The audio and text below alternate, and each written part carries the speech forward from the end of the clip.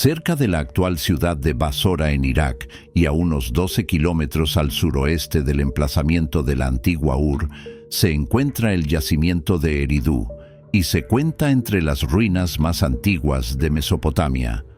Fue fundada en torno al 5400 a.C. y se creía que había sido creada por los dioses y que era el hogar del gran dios Enki, que evolucionaría de ser un dios local del agua dulce hasta ser el dios de la sabiduría y la magia, entre otros atributos, y tomar su lugar junto con otras deidades como Anu, Enlil e Inanna, como los más importantes del panteón mesopotámico.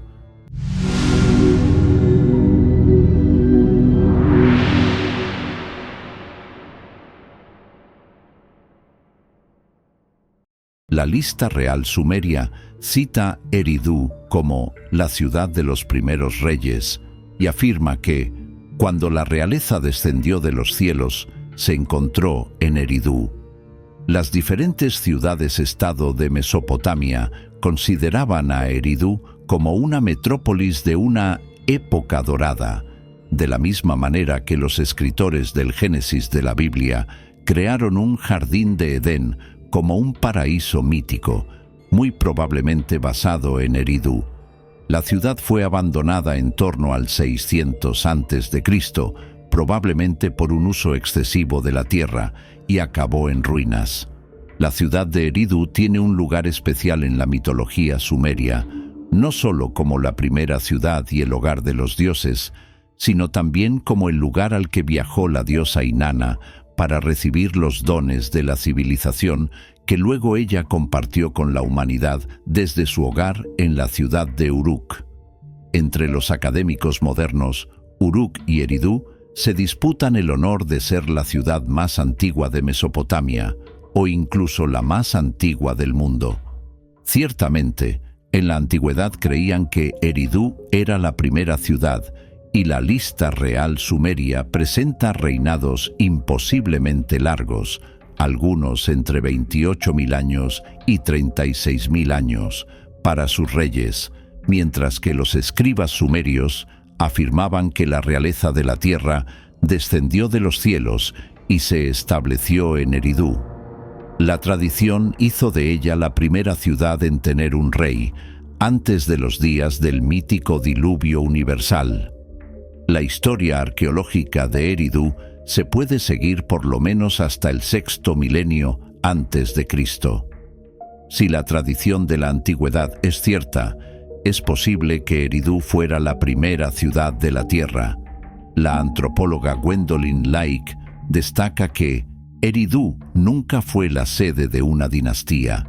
Tenía una importancia religiosa más que política, ya que era el santuario principal de Enki. Enki, el dios de la sabiduría, aparece de manera destacada en muchos textos de Mesopotamia, en especial en el cuento del Gran Diluvio, tal y como se cuenta en el Atrahasis y el Génesis de Eridu. Eridu era el hogar de Enki y el centro de su culto. Se ha encontrado el templo del dios y se puede ver que fue reconstruido a lo largo de miles de años. En la primera fase, que se remonta hasta en torno a 5500 a.C., medía más o menos 3,6 por 4,5 metros. Estaba hecho de ladrillos de barro y tenía un podio o altar sencillo dedicado a los sacrificios, además de un nicho en el que poner la estatua del dios. A juzgar por los indicios encontrados en un nicho posterior, con huesos de pescado y cenizas esparcidos por el suelo en torno al altar, la comida favorita del dios era el pescado de agua dulce. La antigüedad del templo lo convierte en el más antiguo de la historia religiosa y arquitectónica de Mesopotamia. Enki estaba relacionado con el agua dulce, así como la propia Eridu, ya que se encontraba en los pantanos meridionales del Éufrates, así que no es sorprendente que tanto Enki como Eridu aparecieran en las primeras historias del Gran Diluvio, a partir de las cuales se desarrollarían la historia de Noé y el Arca. El Génesis de Eridu compuesto en torno a 2300 a.C., es la descripción más antigua del gran diluvio, anterior al libro bíblico del Génesis, y cuenta la historia de Utnapishtim, un buen hombre que construye un gran barco por voluntad de los dioses y reúne en él la semilla de la vida por sugerencia de Enki. Enki fue instrumental en la creación de la humanidad, y cuando Enlil, rey de los dioses, se cansó del ruido de los humanos y decidió destruirlos, fue Enki el que preservó la vida en la tierra al salvar a Utnapishtim y todos los animales del mundo. Eridu fue abandonada intermitentemente a lo largo de los años por razones que siguen siendo desconocidas, y, al final, se terminó por abandonar por completo en algún momento en torno al 600 a.C. La causa más probable es el uso excesivo de la tierra. Es posible, o incluso probable, que la ciudad se abandonara periódicamente para darle tiempo a la tierra a recuperarse. Sea cual fuere el motivo de su abandono final, hoy en día las ruinas de Eridu son en gran medida dunas de arena barridas por el viento. Queda muy poco que pueda recordar al visitante la poderosa ciudad fundada y amada por los dioses.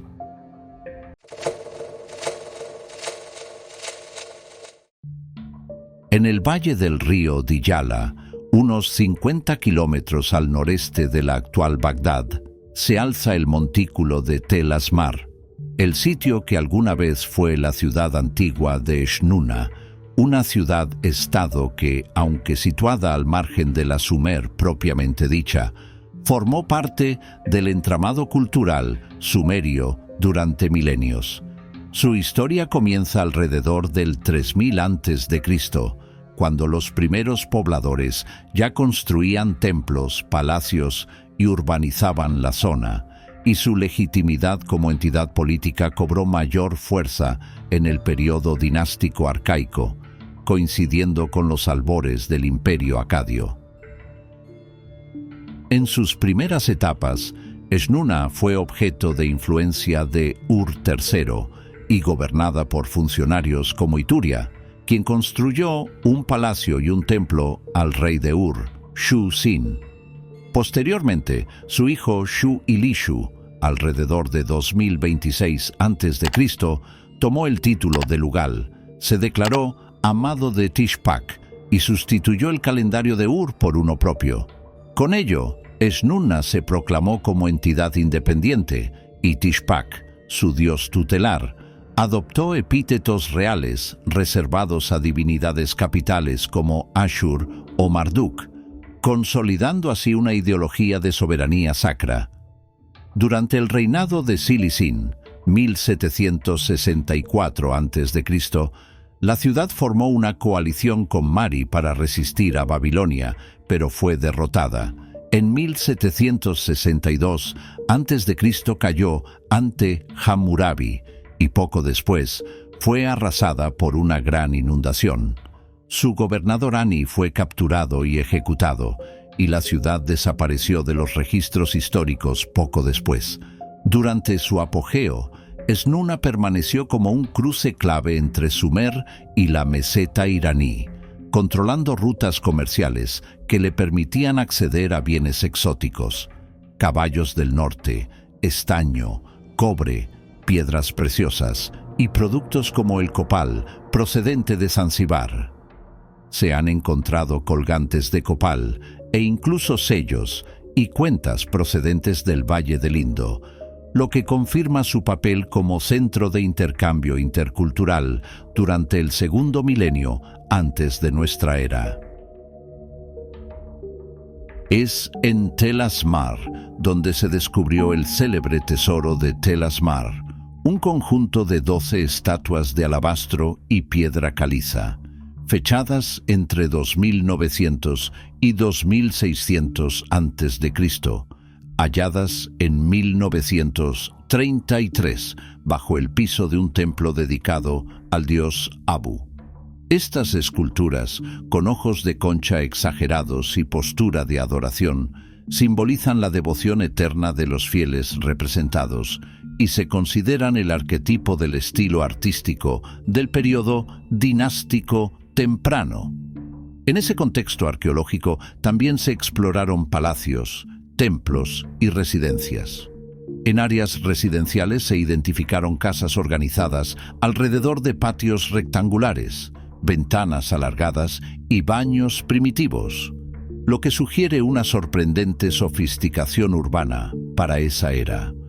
A partir del periodo de reinado independiente, Eshnunna codificó uno de los cuerpos legales más antiguos conocidos, las leyes de Eshnunna, compiladas alrededor de 1930 a.C. Estas leyes, conservadas en 2 tabletas descubiertas cerca de Bagdad, se consideran precedentes directos del Código de Hammurabi y reflejan normas sobre salarios, derechos, responsabilidad penal y comercio, iluminando el desarrollo temprano del derecho en Mesopotamia. La vida urbana creaba una burocracia activa. Escribas organizaban salarios, contratos, tributos e intercambios comerciales con zonas vecinas como Elam, el Valle del Indo o Anatolia, trayendo copal, cuentas de estaño, caballos del norte, metales y piedras preciosas. La figura de Tishpak fue central en este periodo, identificado como la divinidad soberana de Eshnunna. Su culto incrementó durante el dominio independiente y sus templos, como el Esikil, Casa Pura, se convirtieron en centros religiosos donde se desarrolló una teología política similar a la de Ashur en la Siria posterior. El rey se presentaba como intermediario de Tishpak y ejecutor de su voluntad en la tierra. Aunque sus grandes épocas culminaron bajo el dominio de Babilonia, Eshnunna continuó ocupada hasta época neobabilónica, y ciertos artefactos como lápidas votivas o ladrillos dedicatorios muestran inscripciones en griego y arameo que honran antiguos reyes como Gudea, mucho después de su reinado, lo que prueba una memoria histórica continua más allá de su desaparición como entidad política independiente. De modo que, en Eshnunna, la vida no giraba en torno a conquistas imperiales o murallas gigantes, sino alrededor del templo, del comercio global precursor, de un arte simbólico centrado en la devoción y de una lógica administrativa asombrosamente avanzada. Su arte refleja creencias profundas, su modo de vida revela urbanismo y legalidad temprana. Su legado, tanto pictórico como jurídico, anticipa sistemas que luego se generalizarían en todo el Oriente Antiguo.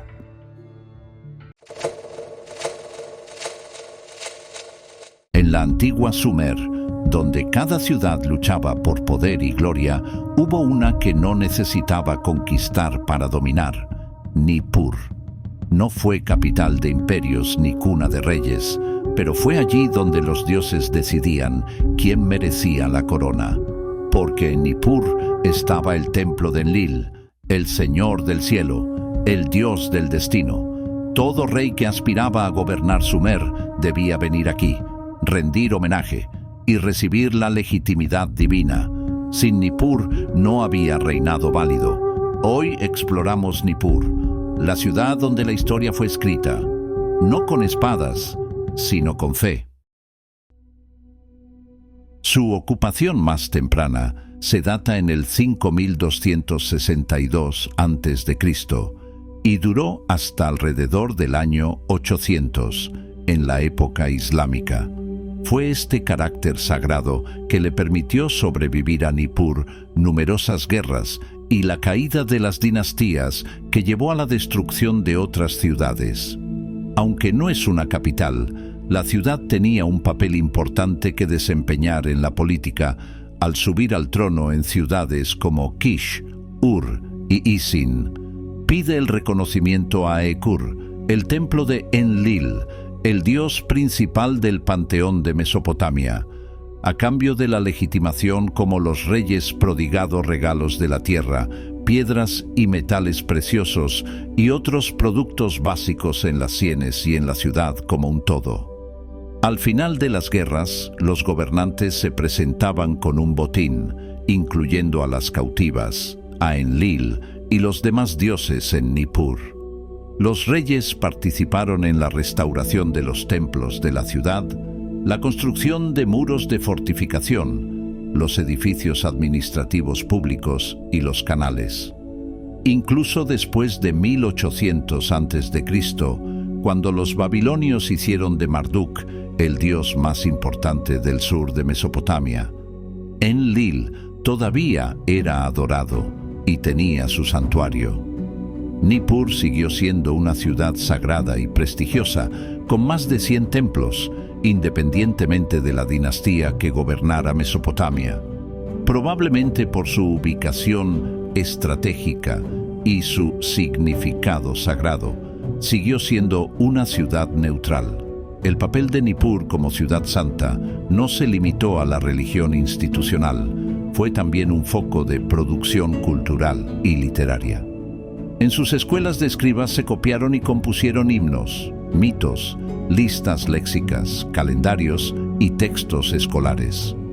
Uno de los descubrimientos arqueológicos más significativos fue el hallazgo de miles de tablillas cuneiformes, muchas de ellas del período casita, siglos XIV a XII a.C., que contenían copias de textos literarios clásicos como la epopeya de Gilgamesh, himnos a Enlil e Inanna, y listas de palabras en sumerio y acadio.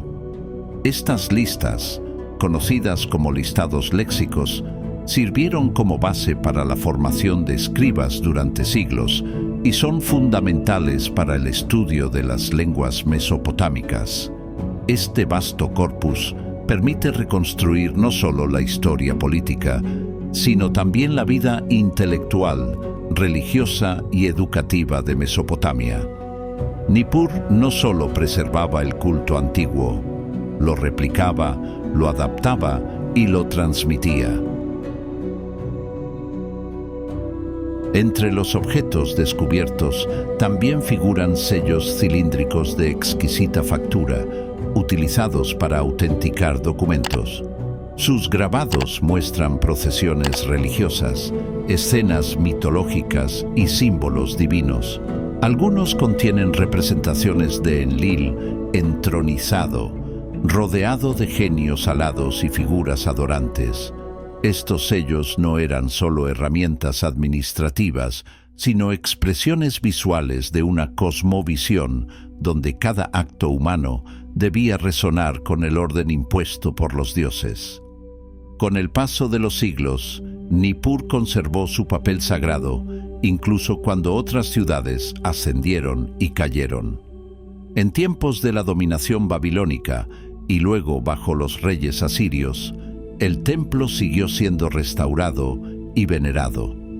Durante el período neobabilónico, aún se producían textos que imitaban modelos antiguos, como si la ciudad misma fuera un arca del saber que debía conservarse intacta. Su declive definitivo llegó tras la caída del imperio babilónico, cuando el culto a Enlil fue desplazado y el centro religioso de Mesopotamia se trasladó a otras deidades, como Marduk en Babilonia. Hoy, las ruinas de Nippur, conocidas como Tel Nufar, yacen erosionadas por el tiempo y las arenas.